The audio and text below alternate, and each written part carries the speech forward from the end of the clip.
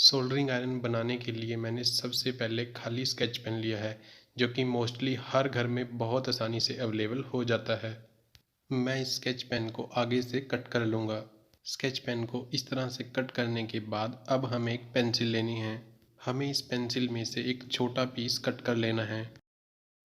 इस तरह से पीस कट करने के बाद अब हमें स्क्रू ड्राइवर की हेल्प से इसके बीच के लेड को बाहर निकाल लेना है। स्क्रू ड्राइवर को क्लॉकवाइज और एंटी क्लॉकवाइज घुमाते हुए अंदर धकेलते जाना है। ऐसा करने से पेंसिल का सारा लेड बाहर निकल जाएगा और पेंसिल कुछ इस तरह से दिखेगी। अब मैंने पुरानी डाटा केबल ली है। डाटा केबल में 4 वायर्स होती हैं, जिनमें से 2 वायर्स चार्जिंग के लिए और 2 वायर्स डाटा ट्रांसफ़र के लिए होती हैं। ब्लैक और रेड वायर चार्जिंग के लिए होती है। हमें इन्हीं 2 वायर्स की ज़रूरत है। हमें इन दोनों वायर्स को स्केच पेन में डाल देना है। इसके बाद हमने जो पेंसिल का पीस कट किया था, उसके बीच में से भी हमें इन दोनों वायर्स को निकाल लेना है। पेन और पेंसिल में से वायर्स निकालने के बाद हमें एक रजिस्टर लेना है, जिसकी वैल्यू 6.9 ओम है। अब हमें एक फाइबर स्लीव लेनी है, जिसमें से हमें रेड वायर को निकाल लेना है।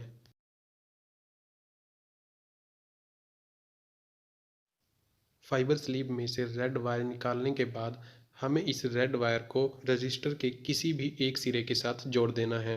अगर आपके पास 1 एम्पीयर का चार्जर है तो रेजिस्टेंस की वैल्यू 1 से 5 ओम के बीच में रखनी है। अगर आपके पास 2 एम्पीयर का चार्जर है तो रेजिस्टेंस की वैल्यू को 5 से 10 के बीच में रखना है। मेटल में कंडक्शन की वजह से होने वाले हीट लॉस को कम करने के लिए हमें इसकी एक्स्ट्रा लेग को कट कर देना है। उसके बाद इसे फाइबर स्लीव में डाल देना है, जिस तरह से मैं वीडियो में डाल रहा हूँ। अब हमें एक पतली कॉपर वायर लेनी है, जो कि मैंने इस तरह की केबल वायर में से निकाली है। इस कॉपर वायर के एक सिरे को रजिस्टर की सेकंड लेग के ऊपर अच्छे से लपेट देना है।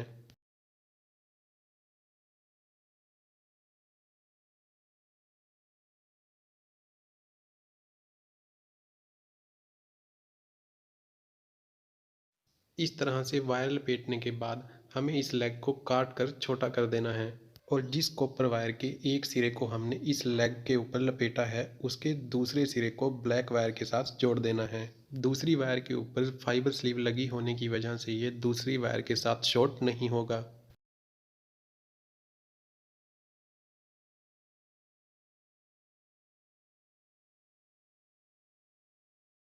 इस तरह से मैंने रजिस्टर की दोनों लेग्स को डाटा केबल की दोनों चार्जिंग वायर्स के साथ जोड़ दिया है। अब इस फाइबर स्लीव को टेम्परेरी फिक्स करने के लिए हमें इसके ऊपर थोड़ी फेविक्विक लगा देनी है। अगर आपके पास एमसील अवेलेबल हो तो आप पेंसिल के बीच में थोड़ी एमसील लगा देना। ऐसा करने से ये परमानेंट फिक्स हो जाएगा।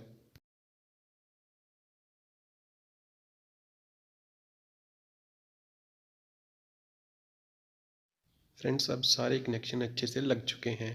अब हमें इस पेंसिल को स्केच पेन के बीच में डाल देना है, जिस तरह से मैं वीडियो में डाल रहा हूँ।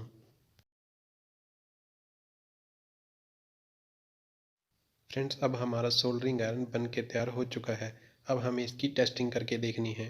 फ्रेंड्स, अगर आप इसे आगे से थोड़ा मोटा बनाना चाहते हो तो आपको इस तरह से इसे आगे से मोड़ देना है। मैंने इस सोल्डरिंग आयरन को बनाने के लिए 6.9 ओम का रेजिस्टेंस यूज़ किया है, क्योंकि मेरे पास 2 एम्पीयर का चार्जर है। अगर आपके पास 1 एम्पीयर का चार्जर हो तो रेजिस्टेंस की वैल्यू 1 से 5 ओम के बीच में ही रखें, तभी सोल्डरिंग आयरन प्रॉपरली हीट हो पाएगा। फ्रेंड्स, अगर आप मेरी बताई हुई इन बातों का ध्यान रखोगे तो आपका सोल्डरिंग आयरन बहुत अच्छे से वर्क करेगा। देखिए फ्रेंड्स, रिज़ल्ट आप खुद देख सकते हो। ये सोल्डरिंग आयरन कितना हीट हो रहा है। फ्रेंड्स, अगर आप ये सोच रहे हो कि स्केच आगे से गर्म होकर पिघल जाएगा, तो फ्रेंड्स मैं आपको बताना चाहता हूँ कि स्केच आगे से बिल्कुल ना के बराबर ही हीट होगा, क्योंकि लकड़ी में हीट ट्रांसफ़र बहुत ज़्यादा कम होता है। देखिए फ्रेंड्स, अब मैंने इस सोल्डरिंग आयरन को बिल्कुल आगे से पकड़ रखा है। अगर ये आगे से बहुत ज़्यादा हीट होता तो आप समझ सकते हो कि ये मेरी उंगलियों का हाल क्या कर देता। मैं इसको आगे से पकड़कर सोल्डरिंग करके भी दिखा देता हूँ। ये आगे से बिल्कुल नेग्लिजिबल हीट हो रहा है, क्योंकि लकड़ी में कंडक्शन बहुत ज़्यादा कम और स्लो होता है। कन्वेक्शन और रेडिएशन लकड़ी में होता ही नहीं। अब मैं आपको इस सोल्डरिंग आयरन की हेल्प से मोबाइल में सोल्डरिंग करके भी दिखा देता हूँ। मैं इस पतली वायर की सोल्डरिंग इस कैपेसिटर के साथ करने की कोशिश करूँगा। देखते हैं कि सोल्डरिंग होगी या नहीं।